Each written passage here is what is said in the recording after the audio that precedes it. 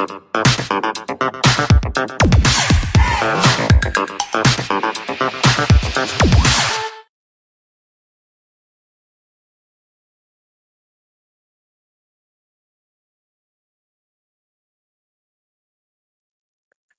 on Thursday night, not at 7 p.m., at 5 p.m. Here we are, Garnet and Old. No inside info, no contacts, no problem. Maybe a little bit of a problem, but we're going to find out here in a second. Part of the show tonight was being able to pull in my co-host, Big Papa East, live from a cruise ship. And as we found out, the streaming that he's paid for maybe ain't so great. So we're going to try and pull him in at least on the audio side of things. Ryan, are you there? Yes, can you and the audience hear me? Comment in the comment section if you can. Big Papa East reporting live from the Norwegian Epic. And I realize also that it might be a little low on the audio volume. So I'm doing what I can to kind of pump that up a little bit. But it's kind of where we are right now. Please let us know if you can hear him live from the Norwegian Epic cruise ship. Yes, indeed it has been. I am currently live from the Captain Black Fishing Studios here in sunny St. John's, Florida. If you're looking for some charter fishing opportunities in the Panama City Beach area, look up Captain Black. He is a Nole. He's a diehard Nole. He's a former marching chief, and he is a great and longtime supporter of the show. Again, charter fishing opportunities in Panama City Beach. Captain Black is the guy you want to call. Still need to do that myself, so I need to get with him. We need to get out on the boat, Ryan. Vince, can the people hear me? Well, it's a great question. I'm waiting. Bree Spray has actually put a comment in here, hoping to be done with work, but 7 p.m. to catch the show. So I think he's working right now. But if there's anybody watching, and there are a few people watching right now, if you wouldn't mind commenting to let us know when you can hear Ryan. If not, you'll just be talking to yourself. The technical things when you're dealing with a show, for me is fine. But Ryan being, where are you right now, Ryan? I am probably 100 miles from Great Stirrup Cay, which is Norwegian's private island. Right, Great Stirrup Cay, Norwegian's private island.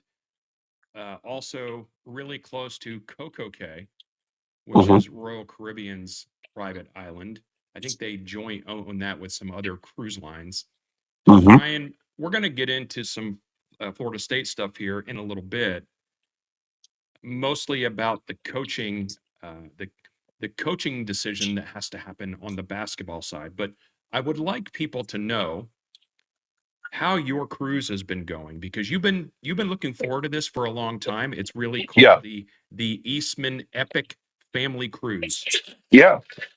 I'll give you the first preview here. Let me do it here. So that cough was intentional and not muted.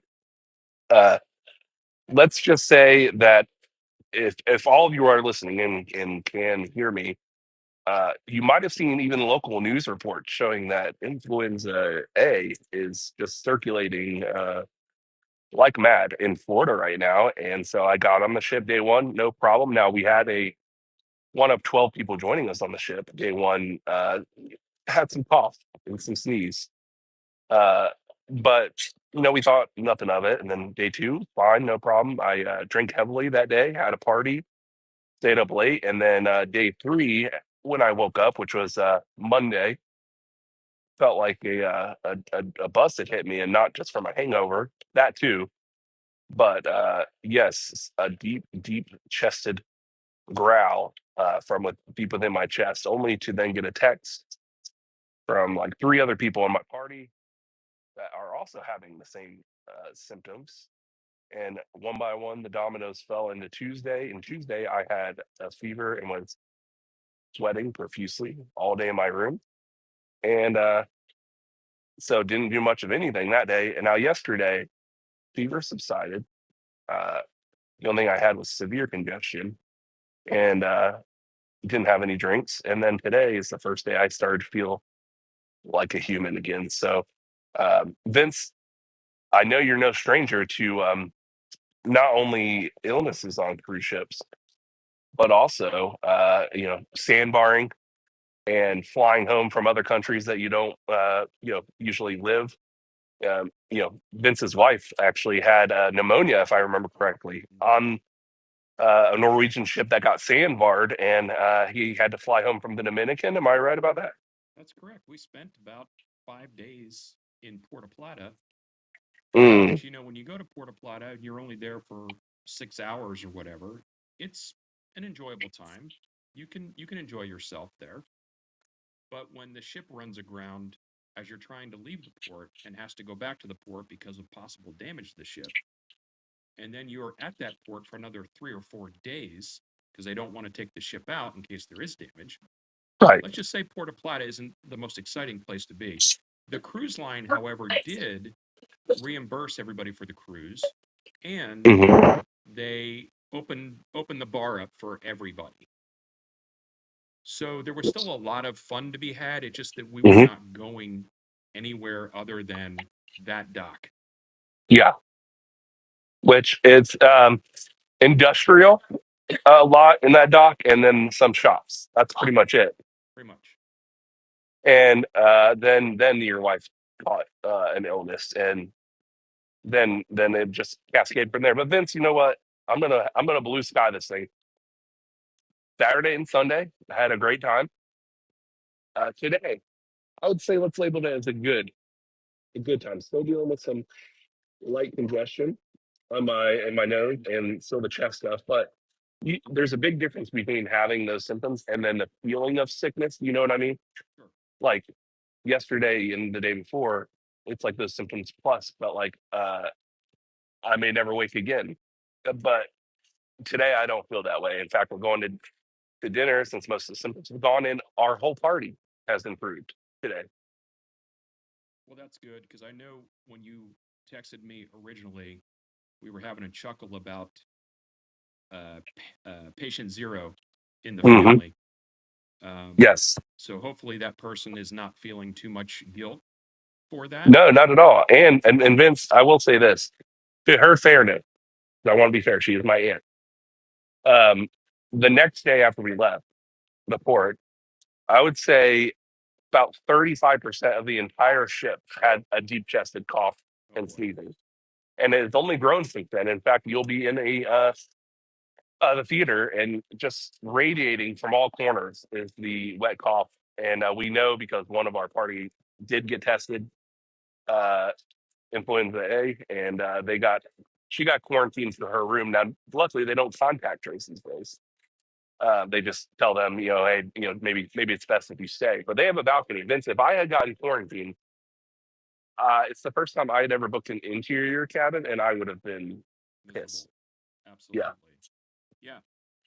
Well, I know how much you look forward to a cruise run. I feel bad for all the bad juju you got there, but Hmm. I know you're making the best of it, just like um, we're trying to make the best of it here, which is why we went on at 5 p.m. tonight rather than 7. Ryan's got Yes. a Ryan's got a dinner plan tonight with the family on the cruise ship, and we didn't want to make sure he didn't miss that. Yes. So we're Specialty on dining. It's the early tonight. steak. It's the steakhouse tonight. It's specialty dining. Yeah. Um, just to liven things up here a little, I will show an alternate camera angle so people don't get too tired of looking at my face. But that's an alternate camera angle in to substitute the fact that Ryan is not here on video. Now, Vince, do we have confirmation that they can hear me? I have not gotten a comment yet um, that people can hear you, so not really sure about that. It would be funny if this whole time they couldn't, because then it would just be you talking to yourself. Well, and it wouldn't be the first time I've been talking to myself, but it might be the Yeah, first time I'm talking to myself where I'm not realizing that I'm only talking to myself. exactly. Now, before we get the show started, Vince, I want to remind the people to hit like, subscribe, and all that fun stuff, of course. But I have to ask you the most important question before we do any Florida State related topics, which is Vince, what's your favorite color? What's my favorite color? Yeah. Oh yeah, I know where you're going with this. I didn't bake any W cookies to throw out to Yeah. people. But yeah, my man Jameis is tearing it up from a media standpoint, from a Hmm. personality standpoint, and that's nothing new. But to see the broadcast partners embrace him and who he is has been a complete joy. Let's just say And he's that. got a new career after football. I think we already knew that. Like you knew that, I knew that. But I think there's a whole nother mass of people that are seeing what's possible there for sure. Did you see him riding the bike around town thingy? No, I didn't see that one. He was riding the bikes that pull people, and he was pulling people behind him around New Orleans, singing, "I believe I can bike. I believe I can touch the sky." And it's all on camera. It's all over TikTok. It's fantastic. Well, Jameis is the gift that keeps on giving. Hmm. Speaking of giving, if you're in a giving mood, we put some stuff up there on the screen. Garnet Old uh, only exists because of the support of our viewers and subscribers and likers and watchers. And if you're really feeling generous, you could super chat and or join us on a YouTube membership. We have several options there. Ryan, we've been a little lackluster on the members only shows. We need to get back into that. But maybe we can do one when you get home and you can give us kind of the lay of the land. So in depth on the cruise ship stuff. Yeah, for sure. That would be fun. I get home Saturday. And I did tell my wife already that because we were sick for 3 days, that just means that we have to book a 3-day cruise when we get home. We do have some comments here letting people know that they can hear us, but they're saying my volume is a little low. So I'm going to crank mine up a little bit. Well, thank God. I would rather them hear me than you, Vince, any day. I mean, that's just. Let me know if that helps on my volume. It seems like when I pull in an audio source that's not my normal microphone, it seems to really power down mine. So, Better than nothing, though. all right. So let's get to talking about the major news of the week, and that is the announced resignation of Leonard uh, Hamilton as basketball coach of Florida Hmm. State. He's been around for decades, and a lot of people had started to, well, not just now, for a really long time. There's been a contingent of people that were looking for him to move on for quite a long time. Yeah. Um, but once it was announced, like we kind of know, we kind of understood that this was probably going to happen. He is not a young guy. He's been Right. around a long time, and the last couple years in terms of the recruiting and the results on the court have not been what we need. So it seemed like the right time. But to hear him talk about it and to actually put it out there, so now we can start talking about not only what comes next for the basketball program, but we can also look back fondly on him as the coach and the leader of the program for a really long time. There's been a lot of really great times. Yeah. Specifically, Vince, you mentioned how people have been calling at different periods calling for him to step down and be fired for quite a long time. But what's interesting is when I was in college, uh, in 2007, 8, 9, I was there during the Singleton years, and which was great. I have the jersey still. Uh, they were calling for it back then. Like it's time, we always make it maybe to the tournament, but never do anything. That was always kind of the rub. Um, kind of, it felt actually very similar to the Mike Martin criticisms. I don't know if you agree with me on that, but I always drew a lot of similarities between Leonard and Mike Martin. I would say Mike Martin being much more prolific in what he did win as far as championship. Um, but as far as make it to the dance, never win it all kind of thing, Florida State consistently, whether it be the NIT or the full tournament, was competing and even outperforming teams that they shouldn't have necessarily been doing well against. But then the reputation really changed. I mean, the last 7 years, maybe up until a few years ago, he was really revered as man who really put this thing back together. And you have to give him credit. As much as you want to criticize everyone, you have to give the man credit when he does do it. But I do draw similarities between the fans' perspective on Mark Martin and Leonard Hamilton kind of never being able to seal the deal. Do you feel that at all? It's a little different for me. I think the baseball thing, long term, even the most diehard baseball fans would get frustrated with Mike because he couldn't finish the deal. Right. And more so with Leonard Hamilton, which I think is on the baseball side. Florida State has a deep tradition of success. I mean, really, it's one of the premier baseball programs in the country. You cannot say that about the basketball program. Yeah. So for people to be calling for Hamilton's head, when he's making the tournament, was ridiculous to me. Does Florida State have the possibility to ever cut down the nets? No, probably not. Sure. I don't think in our current environment with how much money we put in basketball, I don't think so. Yeah, I'm not saying right now, but I'm saying if things align and they're putting money toward it, does it have the requisite backing? Probably, could it happen? Yes, it could happen. But really, as Florida State fans, we should be looking at the basketball program as we need to make the tournament, 60 to 70% of the time. Right. And I think that is, and then once you get in there, if you catch lightning, then you can see what goes on from there. From a baseball side, there's really no excuse to never make the postseason.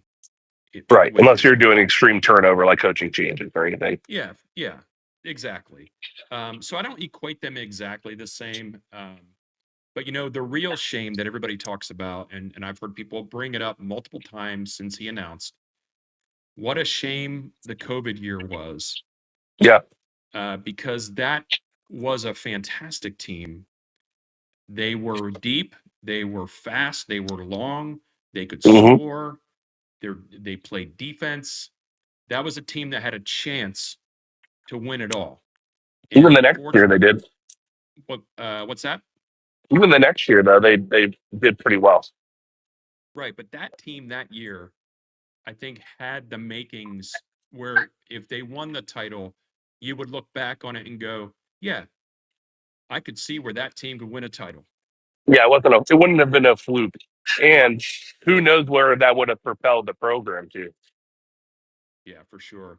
So that's unfortunate. And I've heard a lot of people bring that up. And I'm one of the people that kind of believes that myself. That is a huge, huge shame.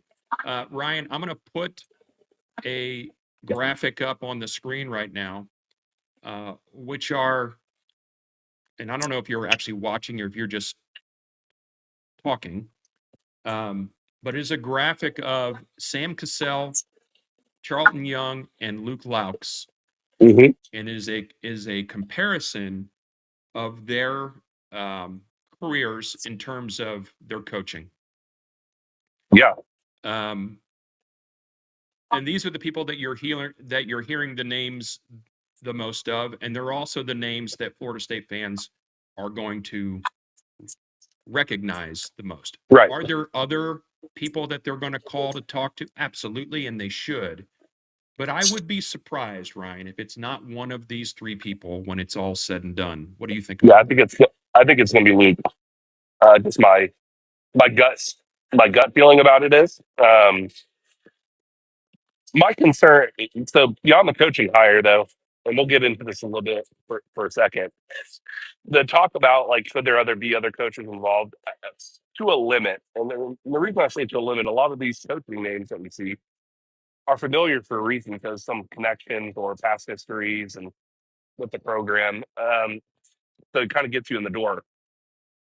As much as I love it, and it's the same thing. I'm draw another comparison to baseball. When you walk in to the top or you walk into Mike Martin Field, it doesn't scream dollar bill. And if you want to attract I'm talking about the upper echelon of coaches, the guys that have won at the highest level with national championships that don't have a connection to Florida State. The investment needs to improve. Now, right now, Florida State's bleeding money into football. They have to, so they have to get that thing fixed. That's where everything else comes from. So I get it, but Vince, I do think it'll be Luke, and I don't think you'll see any unexpected names because of the I wouldn't say ragamuffin program because we have been good programs, but I would say we're a B+ here basketball program. So Yeah, there's no reason for us ever to drop below the B grade, I don't think. right, This university is too large. There's too much of a brand behind it. There's too much. All you have to do is show an exciting product and win some games, and yeah. people will show up and they will support that. Will support the program. So, what's your gut feeling about the coach? What's that again? What's your gut feeling about who it ends up being? I'm kind of leaning towards CY at this point. Mm-hmm. But I would not be shocked if it's Luke. I put also on this graphic here maybe the types of things that these coaches are known for. Right. For example, player development for Sam, recruiting for CY, Uh-huh. analytics and offense for Luke. The recruiting thing is, and not to say the other guys couldn't do that, but remember, they're coaching in the pros.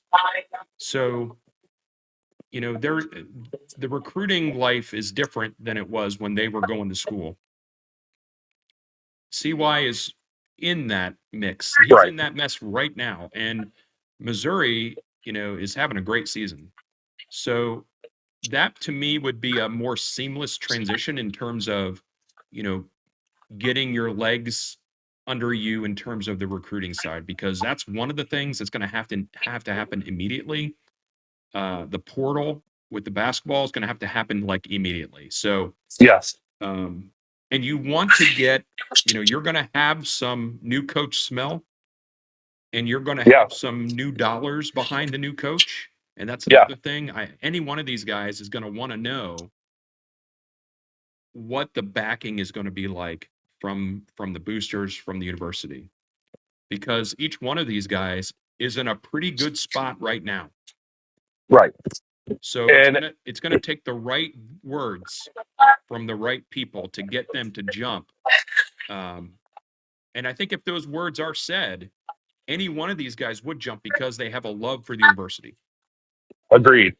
One thing that whoever ends up being the coach will have to overcome, though, at least initially, it won't be an issue in a year, but initially, even though we know the details and what the story was, they are going to have to battle other teams using things like, I don't know, Florida State tends to promise, people NIL deal and they don't end up paying it up. You see that story?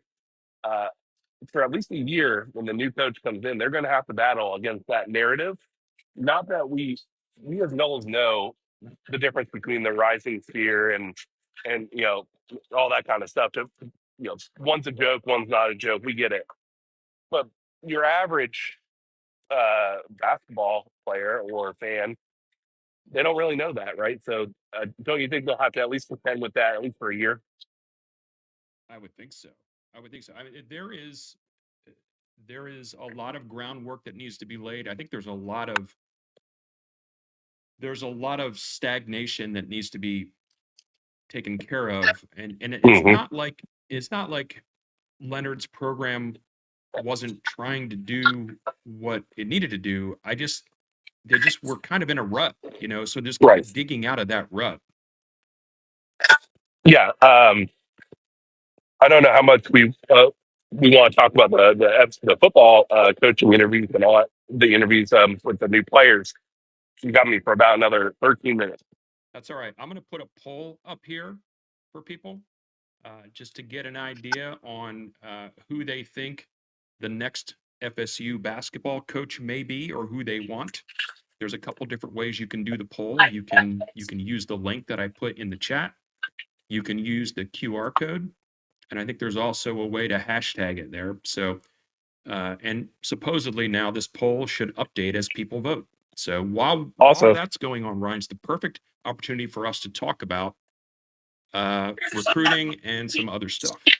yeah. Also, in comment section, just and I'll go back and read it later in YouTube. Comment in the YouTube video if you or yourself or someone you know in the last week or week and a half has the actual flu. Because I want to see how crazy it's getting out there. Vince, did you listen to Cameron today? Not today. No, I did not. He's got the flu. Everybody's got the flu. So I think it's going around in swarms. So I looked at the map and it's a very high right now in Florida. Nationwide, up 8 million cases in the last week. So be careful out there, Washy washy, as Norwegian would say. Washy washy. Wash those hands. Don't touch railings. Don't lick railings. Protect yourself out there, guys. It's getting crazy. Yeah, some of our family members have got the flu or something like it as well, and this has happened all within the last week. So it is out there. Do what you can to stop the spread. Yep. But yeah, to go back to the early player interviews, the thing I took away from it is did you take away a very similar mindset? And we talked about this when we saw the recruits that they were bringing in from the portal and from their freshman class. The mindset of the type of player they're going for seems to be the guys that want to like work their tails off, aren't scared of harsh coaching, and are dogs. And that's what this defensive staff, specifically in my opinion, is going to bring to the table. I think this will be the hardest off-season workouts and training camp and into fall camp that the defense has seen in a long time. And I think it shows in the type of players they brought in. That's my overall take. This is the mentality of they all seem like they are looking forward to hard coaching and practices. Yeah, listen, I imagine it was tough to sell the elite of elite after this past season. Right. So the ones that they got, but they're not just going to take bodies, right? They have shown enough success that high quality players are going to want to join the program. But I think it's a different mentality, or I'm sorry, not a different mentality, but an additional trait that they need with this class. And I think you can see it from the type of players that they recruited. Yeah, and I look forward to hearing from spring camp. I just agree in one thing that Vince and the narrative thing going on. I know why it's there, and I get it to a point. And the narrative being that I think almost every show has said is, yeah, we can be excited, we can watch it, and we report on it, but it won't mean a thing because until we win some games. I would like to say I want to reset that into more of a happy medium between full buy-in and believe the hype and it doesn't mean anything. I've been hearing that narrative a lot, and I want to stress all those guys that do the shows, War Chant, 247, New Events, Renegade Report, all of us. All we do is look at what we see, read, and say, what does that tell us? What's the story that we're telling? University, every outlet thought last year was going to be incredible. A really talented team that was going to do some good work, or at least do a few things really well. And that didn't happen. But I don't think we should go in this attitude of, well, it doesn't even matter anymore. So why are we even talking? I hate that. What Vince and I will do is we'll watch, we'll listen, we'll give you our honest opinion. And I think there will be days where we say, man, I think this is leaning me towards believing we could be pretty good. Um, and there might be other days when we say, it was not great. But I don't want to. I will never be the guy that's like, I'm removing all emotion and just telling you facts because it doesn't matter until we win. I'm not removing emotion because the whole reason we do the show and the whole reason I watch Florida State is because of emotion. What do you think about that, though? I'm already excited about the next year, and I'm going to be excited to read the things that I read. And I will be disappointed when the things aren't what I want them to be. My only thing is I'm not going to go into any season expecting well, it's not the right way to say it. I'm going to be well grounded to know that the Yeah. bottom can fall out. Right? Yes. So that's the thing that's I think is a little bit different for me for this coming season. That can you have a great season? Yes. Can you have kind of a good season? Yes. Can you have an okay season? Yes. But I was never of the opinion that it would be a terrible season. Right. Now that is part of the vocabulary. Yeah. But I am absolutely excited. I mean, how could you not be excited with just the change in people Everything. around the program? I mean, it is going to be significantly different in terms of scheme and plays and scripting plays and game plans. I'm fascinated. I'm fascinated by that. Ryan, before I let you go, because I know you got to go to dinner, the Seminole Booster Tour is kicking off this week as well. Yeah. And just so everybody knows, this is the lineup. Orlando is on the 8th, Pensacola is on the 10th, then Tallahassee, Atlanta, Washington, D.C., Miami, Fort Lauderdale, Jacksonville, Panama City, and Tampa. I don't know if any of Garnet Old viewers are going to be going to those events that are close to you, but I guarantee you that the boosters would love for you to go because they want to tell you, they want to get the bad taste of last season out of your mouth, Right.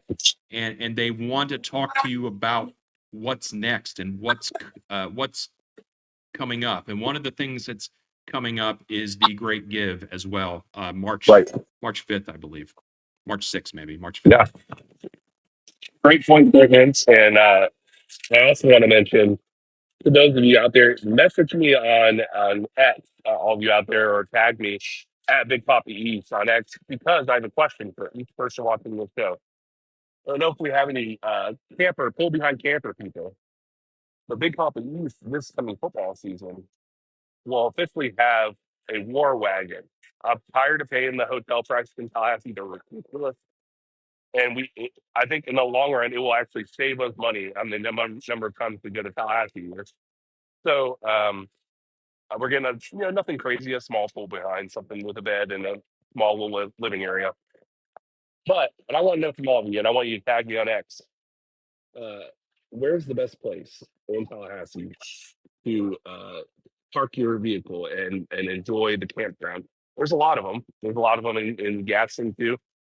So just shoot me a message. I want to know, where do you guys put your camper? Where's the best? Where's the worst? Just give me your thoughts. Vince, will you be attending at least one of Big Papa East War Wagon get-togethers when I have it? There's no doubt I will. I started to look into them as well because the hotel thing is out of control. And we can claim it on our taxes for we can business. claim it on our taxes. But anybody that's out there, if you're gonna tag Ryan on that, if you're also good at like AI image generation, I also want to see someone come up with a great image of Big Papa East in his trailer. I want to see some real talent to come up with the image, and we'll use that as part of one of our thumbs, whatever the winner is. Yeah, and then there's plenty to choose from. Vince, if anyone needs a picture, I'm sure has some. But yes, I'm looking forward to it. I think it would be a great time going to Tallahassee, parking on a Friday night, right? After, go after work, park on Friday night, not have to get up early, not have to pack, just having your home there, staying there all day Saturday and not leaving till Sunday morning and enjoying it after the game instead of trying to rush around. That sounds awesome. It does. We got to figure out how much your vehicle can tow. Yep, we got one. We got a truck that can tow 5,000, so we're gonna get like a perfect. Then 3,500. you're good to go. You're going to be Yep. towing the Taj Mahal. Let me call out some diehards here that found out that we were starting at 5 p.m. tonight rather than 7. We've got Brett Taylor, always here. Brett Taylor, thank you. Rock and Noel, Jeremy, good to see you, brother. We've got Tim Ship, who lives in the Northeast and does not want us to take Sam. Tim Ship is also historically big Donald Trump fan. Tim Ship loves Donald Trump. What I hear. Yeah, don't get that going. And so for you guys that are here, I appreciate it. It's a short show. Sorry about the audio problems, but like I said, make sure you're paying attention to the booster tour that's maybe coming near you, and also get ready for the Great Give. We're going to be promoting the Great Give a lot because it's not just about the football team, it's about the university in general. And there are a lot of really valid parts of the university that could use your support. So with that being said, Ryan, I'm going to pull the banners up here. I'll let you do yours. Absolutely, guys. Screw ESPN eternally. No inside info, no contacts, no problem. And Vince, Send Chiefs all the damn time. That's one of the organizations you can support in the Great Give, as well as on the Coaches Club. Ryan, thank you for taking the time out of your flu cruise. Yeah. And I appreciate you, brother. And for the rest of you, go Noles. Go Noles. Have a great night, everyone. See ya.